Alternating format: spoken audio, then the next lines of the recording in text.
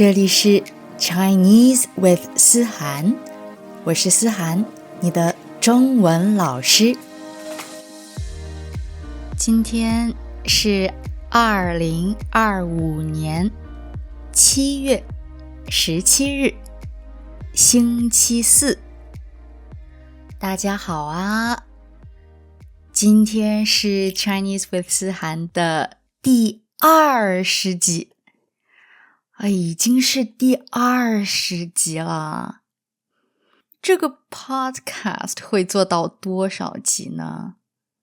我也不知道。如果有人听这个 podcast， 我就会一直做。好，今天我想聊一聊我学英语的感受。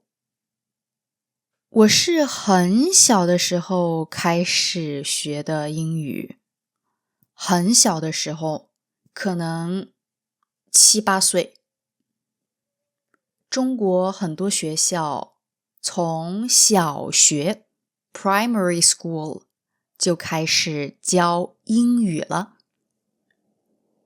所以很多中国人都学了很多年的英语，但我们的英语还是不太好。我的英语比很多中国人好，但是我觉得还是不够好 not good enough。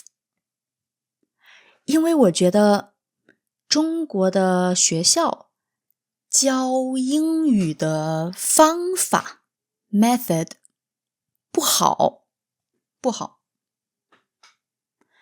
中国教英语的方法是记很多英语的词，读很多英语的 textbooks， 还有做很多的题 exercise， 而且很多时候是 multi-choice questions。 所以很多学英语的中国学生可以读英语书，会很多英语的词，会做很多题，但是还是不会说英语。我很不喜欢这种方法。我没有在说英语的国家住过，虽然我真的非常想在一个说英语的国家住，比如说美国、英国、加拿大等等。不对，我在印度住过2个月，但是我觉得印度英语很难懂，非常难懂。我很想去一个说英语的国家住，这样我就可以说英语。因为我真的觉得我的英语不够好。我的英语不错，但是不够好。我现在住在法国，我是6年前来的法国上学，上一个 master's degree。 这个 master's degree 呢是 English track， 所以在法国上学的时候，我用英语用得很多。我常常用英语，常常听英语，常常说英语。我也有很多不说法语的朋友，比如说意大利朋友、西班牙朋友、捷克朋友、波兰朋友、印度尼西亚朋友。我跟他们也说英语。然后呢，我经常看 Netflix。我很喜欢看 The Crown 还有 Downton Abbey。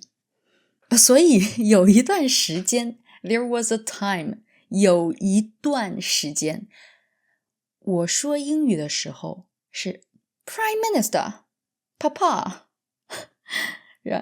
然后呢我也喜欢看 YouTube 也会看 Instagram 的 Reels 所以我现在不再学英语，或者说我不再非常积极的 proactively 的学英语，因为英语已经是我生活的一部分了，因为我每天都听英语，说英语，在 Netflix 上看英语的电视剧和电影，在 YouTube 上看英语的 Vlogs， 在 Instagram 上看很多英语的 Reels。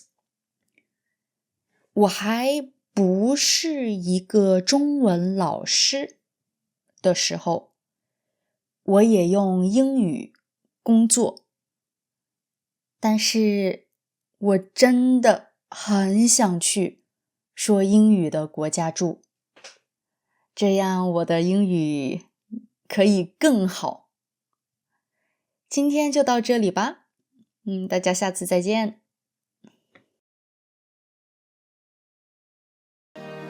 如果你想要这个 podcast 的 transcript 词和语法的解释，欢迎到我的 Patreon 去下载 PDF 文件。